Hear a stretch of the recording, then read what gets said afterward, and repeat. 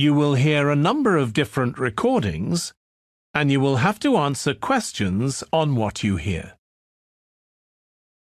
There will be time for you to read the instructions and questions, and you will have a chance to check your work. All the recordings will be played once only. The test is in 4 sections. At the end of the test, you will be given 10 minutes to transfer your answers to an answer sheet. Now turn to Section 1.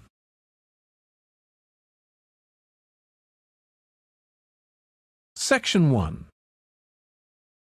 You will hear a man inquiring in a tourist centre about activities suitable for families. First, you have some time to look at questions 1 to 4.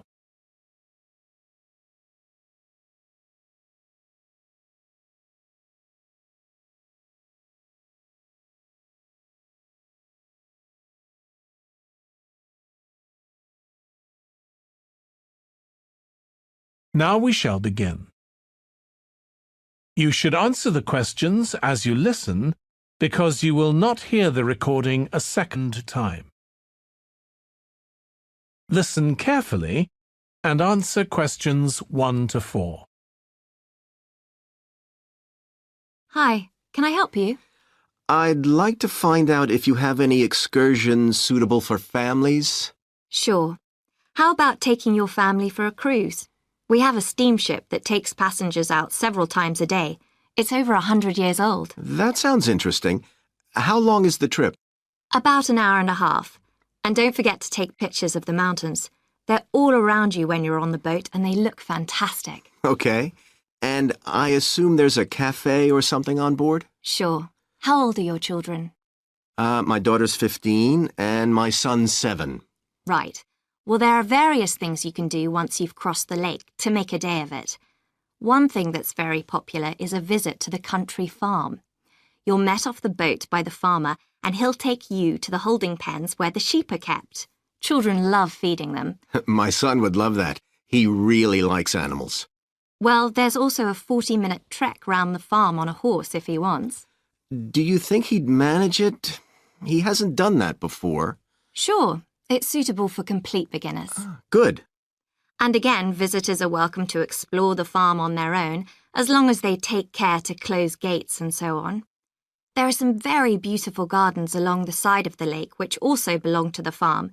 They'll be just at their best now. You could easily spend an hour or 2 there. Okay, well, that all sounds good. And can we get lunch there? You can, and it's very good, though it's not included in the basic cost. You pay when you get there. Right. Before you hear the rest of the conversation, you have some time to look at questions 5 to 10.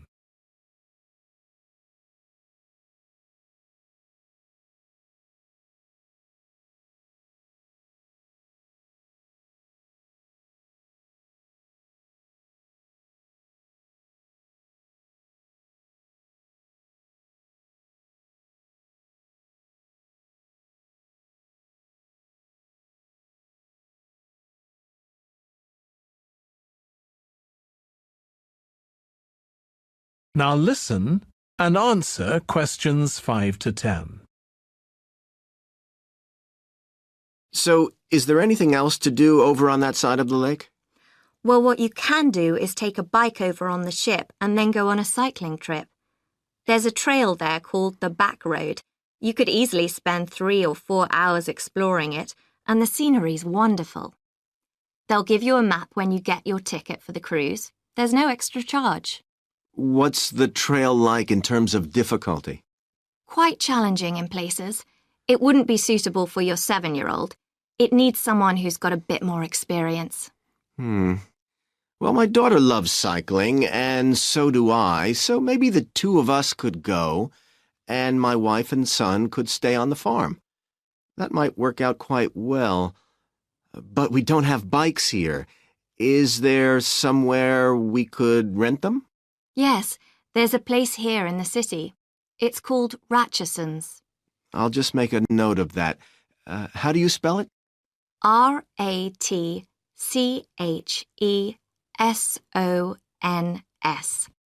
It's just by the cruise ship terminal. Okay.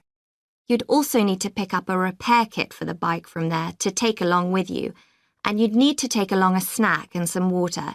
It'd be best to get those in the city. Fine. That shouldn't be a problem. And I assume I can rent a helmet from the bike place. Sure, you should definitely get that.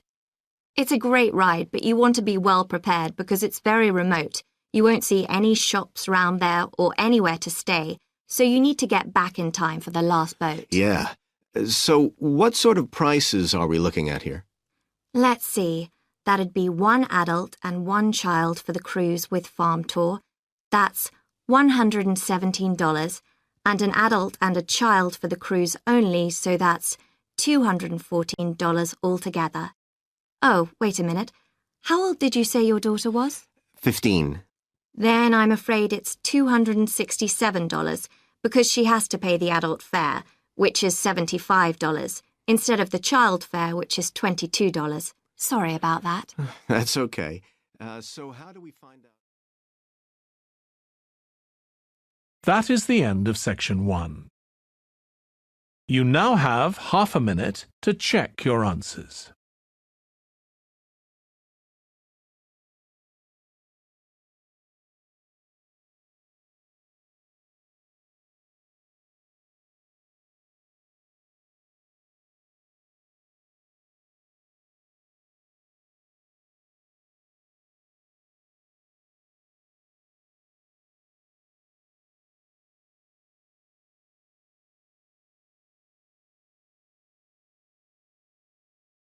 Now turn to section 2.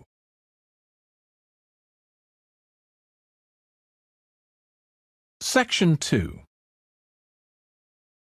You will hear a restaurant manager talking to a small group of new staff who are starting work as kitchen assistants in a restaurant.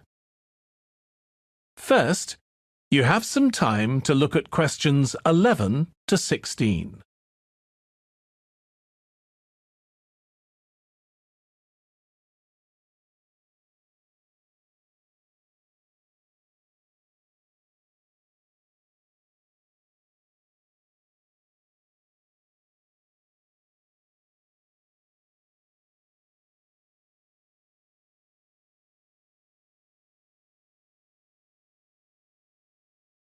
Now listen carefully and answer questions 11 to 16. Good morning, everyone. My name's Joy Parkins, and I'm the restaurant manager. And I understand that none of you have had any previous experience as kitchen assistants. Well, you might be feeling a bit nervous now, but most of our kitchen assistants say they enjoy the work. OK, they might get shouted at sometimes, but it's nothing personal. And they're pleased that they have so many different things to do, which means they never get bored. And I'll tell you straight away that if you do well, we might think about moving you up and giving you some more responsibility. Right, well, you've all shown up on time, which is an excellent start. Now, I'm glad to see none of you have unsuitable footwear, so that's good. You need to be careful as the floors can get very wet and slippery.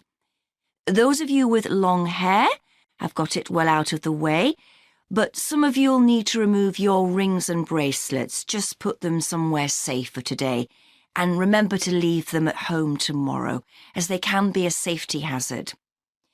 Now, it's going to be a busy day for you all today. We don't have any tables free for this evening, and only a few for lunch. Fortunately, we've got our head chef back. He was away on holiday all last week, which meant the other chefs had extra work. Now, I'll tell you a bit more about the job in a minute, but first, some general regulations. For all of you, whatever your age, there's some equipment you mustn't use until you've been properly trained, like the waste disposal system, for example, for health and safety reasons. Then I think there are 2 of you here who are under 18. That's Emma and Jake, isn't it?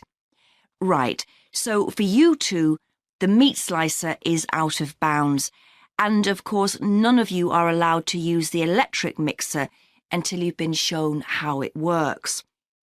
Now, you may have heard that this can be a stressful job, and I have to say that can be true. You'll be working an 8-hour day for the first week, though you'll have the chance to do overtime after that as well if you want to. But however long the hours are, you'll get a break in the middle. What you will find is that you're on your feet all day long, lifting and carrying. So, if you're not fit now, you soon will be. You'll find you don't have much chance to take it easy. When someone tells you to do something, you need to do it straight away. But at least we do have a very efficient air conditioning system compared with some kitchens. Before you hear the rest of the talk, you have some time to look at questions 17 to 20.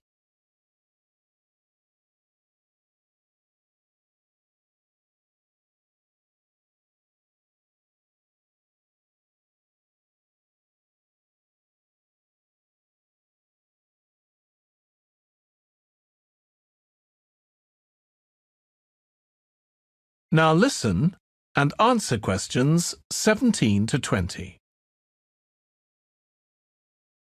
Now, let me tell you about some of the people you need to know. So, as I said, I'm Joy Parkins, and I decide who does what during the day and how long they work for. I'll be trying to get you to work with as many different people in the kitchen as possible, so that you learn while you're on the job. One person whose name you must remember is David Field.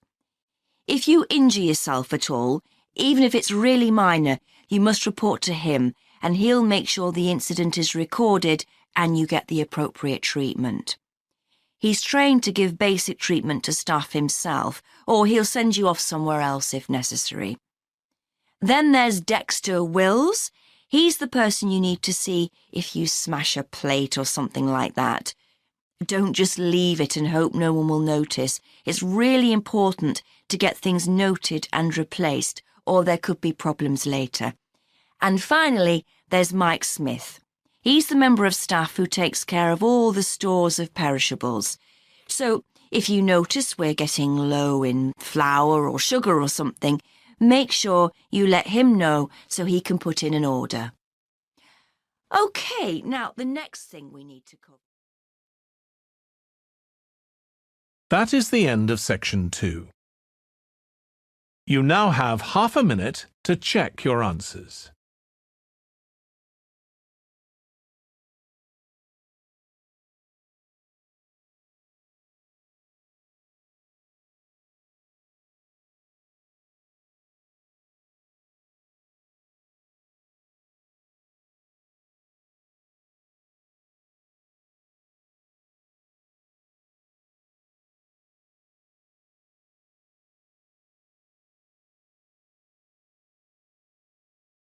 Now turn to section 3.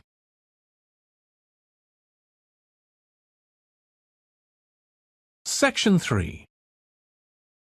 You will hear two students called Trudy and Stuart, who are both studying to be librarians, discussing a paper that they are going to write together. First, you have some time to look at questions 21 to 23.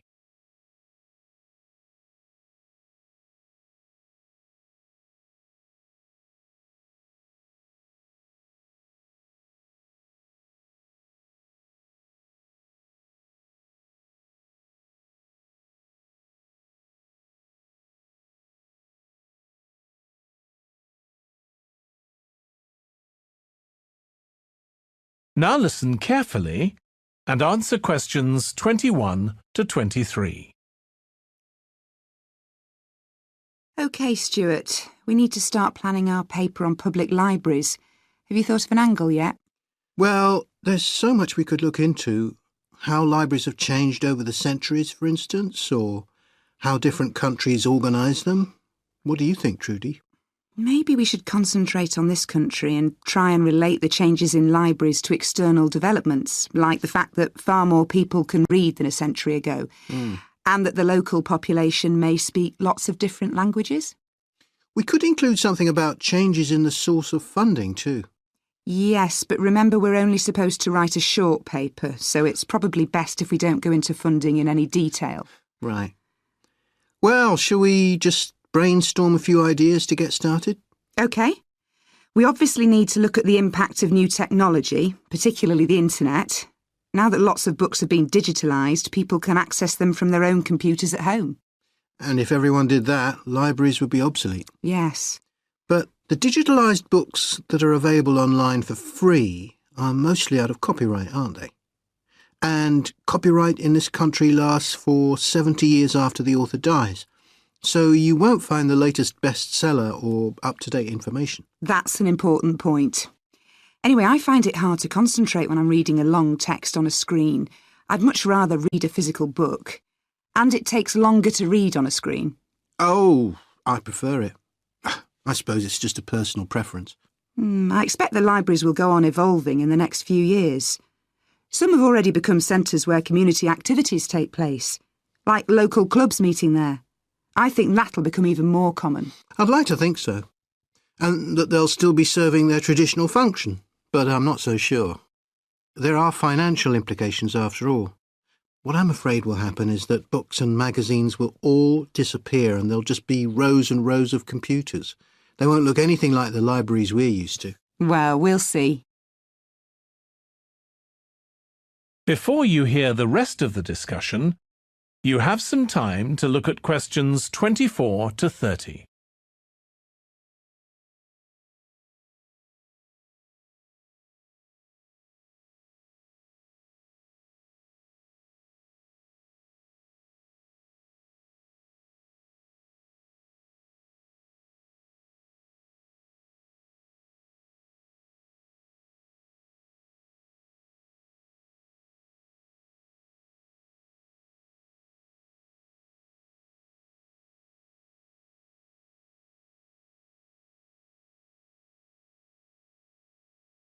Now listen and answer questions 24 to 30.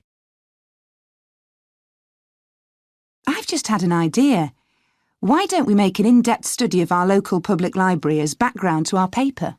Yes, that'd be interesting. And raise all sorts of issues.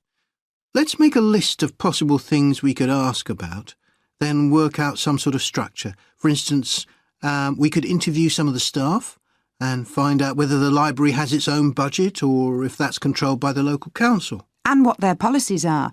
I know they don't allow food, but I'd love to find out what types of noise they ban. There always seems to be a lot of talking, but never music. I don't know if that's a policy or it just happens. I've often wondered. Then there are things like how the library is affected by employment laws. I suppose there are rules about working hours, facilities for staff and so on. Right. Then there are other issues relating to the design of the building and how customers use it, like what measures does the library take to ensure their safety? They'd need floor coverings that aren't slippery, and emergency exits, for instance. Oh, and another thing, there's the question of the kind of insurance the library needs to have, in case anyone gets injured. Yes, that's something else to find out. You know something I've often wondered? What's that? Well, you know they've got an archive of local newspapers going back years. Well, next to it, they've got the diary of a well-known politician from the late 19th century. I wonder why it's there. Do you know what his connection was with this area? No idea. Let's add it to our list of things to find out. Oh, I've just thought. You know, people might ask in the library about local organisations, like sports clubs. Well, I wonder if they keep a database, or whether they just look online. Right. I quite fancy finding out what the differences are between a library that's open to the public and one that's part of a museum, for example. They must be very different. Then something else I'd like to know is... That is the end of section 3. You now have half a minute to check your answers.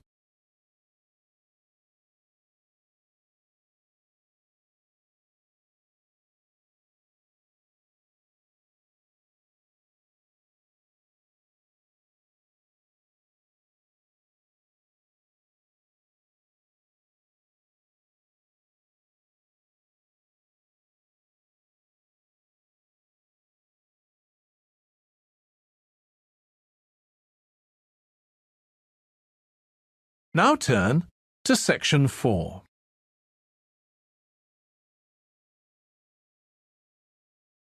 Section 4. You will hear part of a lecture for business students about business values. First, you have some time to look at questions 31 to 40.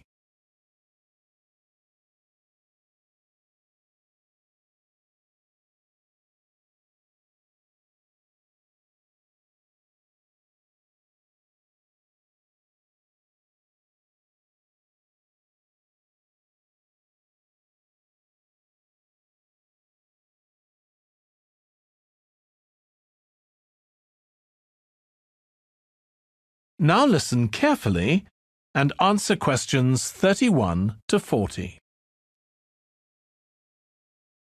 In public discussion of business, we take certain values for granted.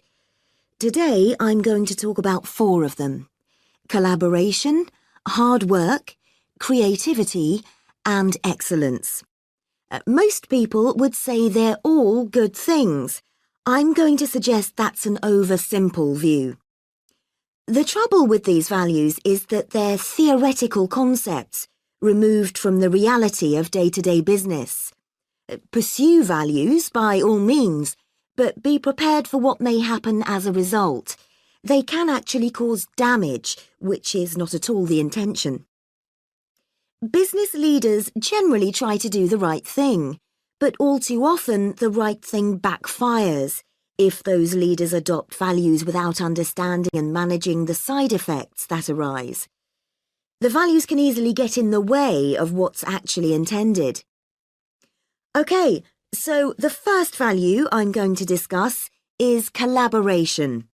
Let me give you an example.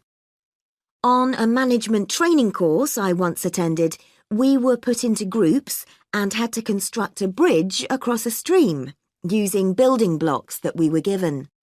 The rule was that everyone in the team had to move at least one building block during the construction. This was intended to encourage teamwork. But it was really a job best done by one person. The other teams tried to collaborate on building the structure and descended into confusion, with everyone getting in each other's way. Our team leader solved the challenge brilliantly. She simply asked everyone in the team to move a piece a few centimetres to comply with the rule, and then let the person in the team with an aptitude for puzzles like this build it alone. We finished before any other team. My point is that the task wasn't really suited to team working, so why make it one? Teamwork can also lead to inconsistency, a common cause of poor sales. In the case of a smartphone that a certain company launched, one director wanted to target the business market, and another demanded it was aimed at consumers. The company wanted both directors to be involved, so gave the product a consumer-friendly name, but marketed it to companies. The result was that it met the needs of neither group. It would have been better to let one director or the other have his way, not both.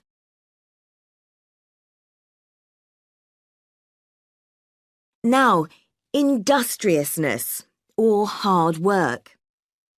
It's easy to mock people who say they work hard. After all, a hamster running around in a wheel is working hard and getting nowhere. Of course, hard work is valuable, but only when properly targeted.